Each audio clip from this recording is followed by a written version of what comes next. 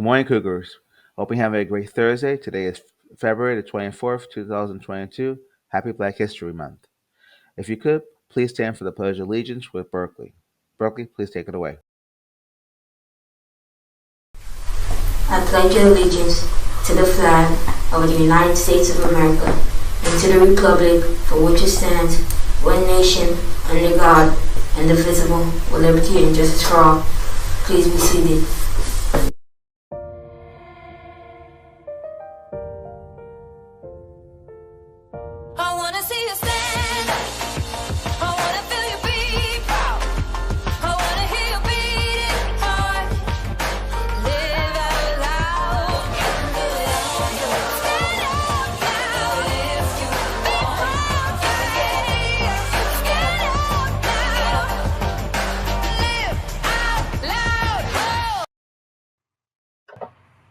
Dear staff, please fill out the flip grid for Stanley Davis's family, found in the link for Cougar TV show, which is daily sent by Ms. O'Connor.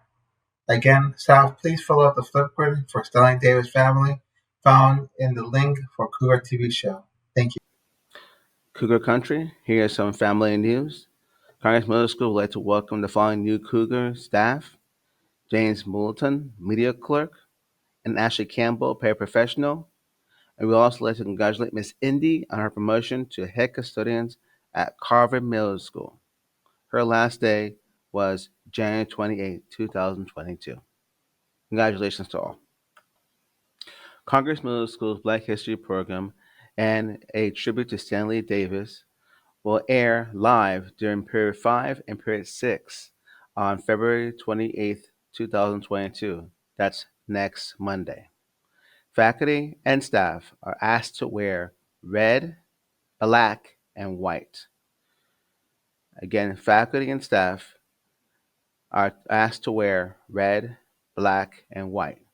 Students will come dressed in the same colors, abiding by school dress code. This coming Thursday, we have student council volleyball team versus the staff, a teachers versus student game. Congress Middle School Student Council presents the student versus staff volleyball game come after school on Thursday, February 24th. Come see your undefeated Lady Cougars with some special guests. Go against some of your favorite teachers and faculty members in an intense game. Masks and social distances will be implemented. Ticket prices for are $5. Only 50 students will be able to attend who show exemplary behavior. Students will not be permitted to take the activity bus and must provide their own transportation home. Teachers and staff, if you'd like to play or volunteer, please see Mr. Downer or Ms. Pony. Kona Ice will be here on March the 4th at 3 o'clock to 3:30. Here are the steps to do it. Step 1, choose your ice cream. Choose your size, which is $5, color changing. And 2, choose your flavors. There are different flavors that are here that you can get. And to do this, you have to pre-order, which is on February 22nd through March the 2nd. So that's basically Tuesday, the last Tuesday, all the way to next week. So please see your teachers in order to get ready for the Kelowna Ice when it's coming on March the 4th. Today we have a lesson. Please listen to part 2 of the Lee Legacy Family video. We have another family member that has been an impact on our community's history. Can you talk about your aunt, Miss Yvonne Lee Odom? My aunt was the first student to integrate Seacrest High, which is now since been renamed Atlantic High School. So what integration, I don't know if you guys know what integration is. When she was growing up and a high school student, there were separate schools. Whites went to one school and blacks went to another. And so in 1930, the Brown versus Board of Education said that separate but equal is not the right thing. So all schools had to be integrated. It was still, that happened out in Midwest. So working down to the South, it took a long time for them to get here. for that to get here. So my grandfather decided that my aunt would be the first one to do that. So she said she came home from school one day and her dad told her, "You're going to Seacrest." And that there was no discussion. She said it was difficult at first, but then she made friends. She was an athlete, so she participated in basketball and track at Seacrest. And she eventually went on to graduate from Seacrest High School, and she became a teacher in Palm Beach County. And until she retired after 37 years of teaching, she taught at Carver Middle School. And let's watch news stories done by Channel 5 News back in 2019. It's been nearly 60 years since schools in Palm Beach County were desegregated. South County reporter Miranda Christian spoke to one woman who became the first African-American student to attend what was once an all-white high school in Delray Beach. The school looks different now, and it has a different name, but the history remains. In September of 1961, a picture was snapped of a 15-year-old student leaving Seacrest High School in Delray Beach.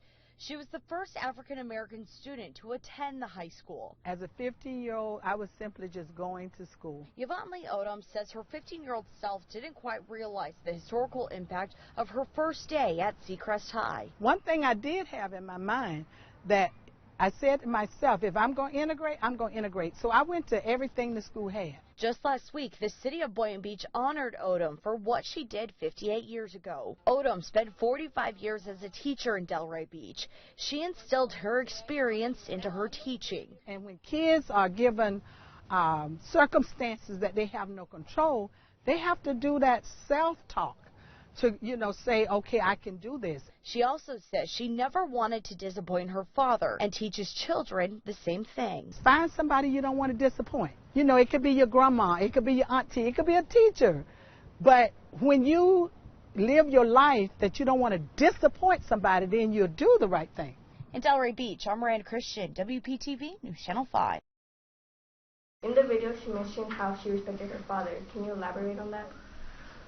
So what she explained in that video was how she respected her father and that she did not want to disappoint her father.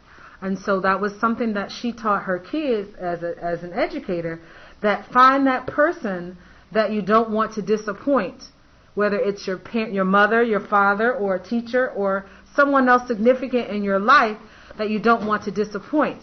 Because when you don't do things, when you do things that you don't want to disappoint someone, that means you're going to always do the right thing. And then you'll live your life that you'll do the things that are right, and because you know that will make them proud and not disappoint them. So I think that's what, her main point that she wanted to stress from in that interview about her love for her father, her respect for her father, but that she didn't want to disappoint him. And then that's something that in her 45 years of teaching, she always taught her kids, to find that one person that you don't want to disappoint, because then you'll always be doing the right thing and living your life a good way. Can you please tell us about your mother, Ravia Esley, and her role as principal in Royal Palm School? So as you can tell, my grandfather, my aunt, and now you see my mother, I come from a family of educators. And my mom was the principal at Royal Palm School. It's a school for special need kids, and it goes from pre-K to age 22. And she was a principal for over 20 years at this school. And she really enjoyed working with that population of kids. She saw them as, little people. And then, we normally, regular kids normally graduate at high school from age 18. Where her kids, once they reach age 18, they stay on so that they learn life skills so they can go out and work and be able to support themselves. So they learn how to, they go to jobs. Sometimes you've probably seen people working at Publix and Home Depot and Winn-Dixie and places like that. Her school trains students, once they get past the age of 18, on how to be able to function in society. But it's a great school. She was there. They built a new facility. So just like here at Congress, if you don't know the history of Congress, There was an older building that was here first, which is the building that I attended. But then this building that we're in now is a new building that was built on the same property. So that's what happened at her school. She built a new school on the same property as the old school. What type of awards did your mom receive? During her tenure as a principal, she won a lot of awards. She won Principal of the Year for the Counselors Association, some of these special, they have what they call special education groups that she won awards from them, and she was also named was a candidate for Principal of the Year for the state of Florida. I don't think anything on the video. Miss Lee, is that video while your mom was still saying? No, that's just a new building. The new building that I'm talking about. It's not a video of where she is now. Okay. That's a promotional video, but it tells about the school. But you want her to play it, or what do you I mean, it tells about the school. So I mean, you can play it, but it tells about the school. Yeah, let's go for it. It's long, so I would not. The Royal Palm School in Lantana serves students ages 3 to 22 who have the most severe disabilities and medical needs. The vision of the school is understanding differences and building independence. A caring, highly qualified, and dedicated staff works to provide a personalized curriculum for each student. In this class, the teacher uses technology to help students learn classroom rules. That's like almost 3 Working minutes one-on-one, the goal is for each child to maximize their potential. The Royal Palm School is the only school with an indoor swimming pool. Good. There's a pool inside the building? Yes. Awesome. That's so cool. That's cool. Yeah. And the old school had one on the inside too.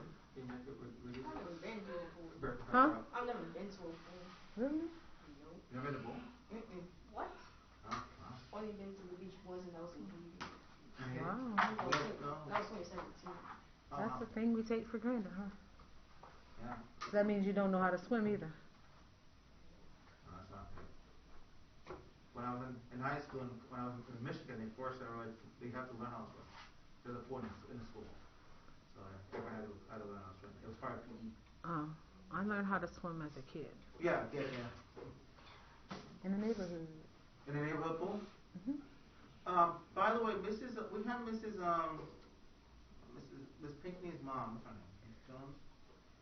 Joanne? Green. Miss Green. Yes, Miss Green. She talked extensively about B-Town. Were you ever heard of Boynton Beach called that? That's what they call it now. That's what the kids call it. Oh, the kids call it this. That's not an old school name. No. That's all that I got. Okay. Yeah, but she talked about how she talks about how it was back then during segregation days. Clark. Well, her name was Clark. She was at Galaxy when I went to Galaxy, I think. She was young. She was a young teacher then. Oh, okay. Yeah. I've known her all my life. Wow. She actually went to high school with my uncle. Oh, bro. Awesome. Miss Green. Not Miss Clark. You're thinking about Miss Clark Sorrento, the math teacher? No. Her name, Miss Green, 8th grade reading teacher. Her maiden name was Clark before she got married to Mr. Green. Okay. The Royal Palm School in Lantana serves. So we can go to the next slide, the last slide. Lastly, can you share your experiences as a person who has made history contributions? Say that again. Historical. Oh yeah, history. Lastly, can you share your experiences as a person who has made historical contributions?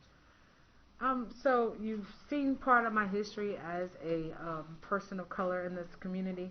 I attended Santa Lucis High School. You guys have probably heard of Santa Lucis.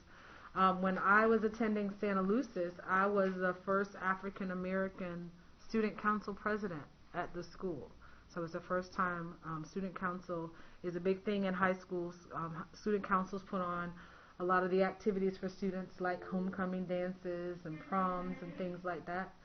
So those kinds of things Lastly, can you share your experiences as a person who has made historical contributions?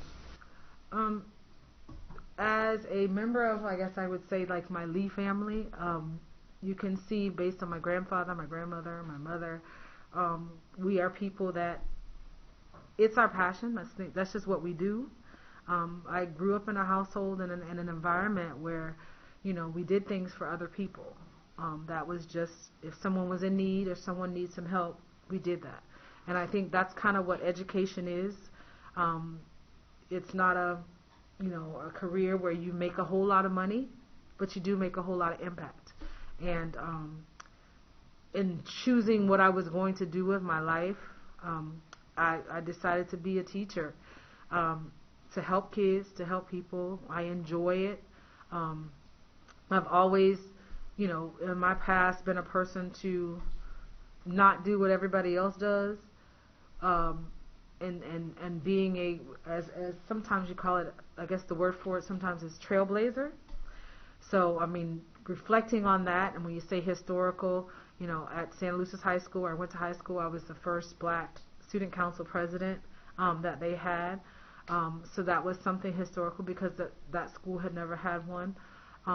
And just throughout my life, doing things that people hadn't done before, and the color of my skin really didn't matter. It was something that, as a person, that's what I wanted to do. So I set my sights on doing that. And, that's kind of how we live our life. I know we're celebrating Black History this month, and we talk about the accomplishments of people of color, and especially women, me being a woman of color. I take that very seriously because when I was growing up, there were people who did things that I admired, and I wanted to emulate their lives because I know how much they impacted me. So that's kind of what I do as an educator and as a person here at Congress. I try to, impart knowledge, be nice, be kind, but be fair, be consistent, so that kids learn that, you do what you're supposed to do. And the reward is not so much what you get from other people, it's how you feel when you do those things for other people. So I think that's the biggest thing is as we move forward, we teach each other to be kind, but don't be kind because you're expecting something from it. You're kind because that's what you're supposed to do, and that's how you're supposed to be. So I thank you for the opportunity to share about my life, my family, and hope that everyone has learned something, and they gain some experience and some knowledge insight that they haven't had before. But also remember the words of be kind and, pay it forward. Because we all have to grow old someday, and we want to live in a world that as older people, we have young people that have been taught to be kind to others.